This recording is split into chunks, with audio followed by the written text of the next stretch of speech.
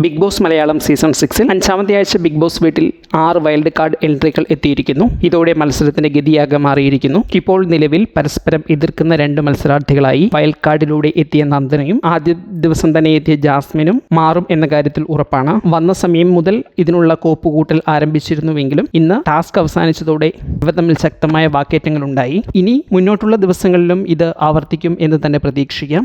അതിനുള്ള പ്രധാനപ്പെട്ട കാരണങ്ങൾ ജാസ്മിനെ പോലെ തന്നെ ഒട്ടും മടിയില്ലാതെ സംസാരിക്കാനും വളരെ ഫ്ലുവൻ്റായി വളരെ ദീർഘനേരം സംസാരിക്കാനുമുള്ള നന്ദനയുടെ കഴിവും, 2 പേരും 2 പ്രാദേശിക ഭാഷാ സ്ലാങ്ങുകൾ ഉപയോഗിക്കുന്നവരായാണ് എന്നതുകൊണ്ട് തന്നെ പരസ്പരം ഉപയോഗിക്കുന്ന ഭാഷയിലെ അർത്ഥവ്യത്യാസങ്ങളും ഉപയോഗ രീതിയിലെ വ്യത്യാസങ്ങളും താളവുമെല്ലാം ഇത്തരം സംഭാഷണങ്ങളെയും ഇത്തരം വഴക്കുകളെയും കൂടുതൽ ശക്തിയോടുകൂടി മുന്നോട്ട് കൊണ്ടുപോകും എന്നതും പ്രധാനപ്പെട്ട കാര്യമാണ്.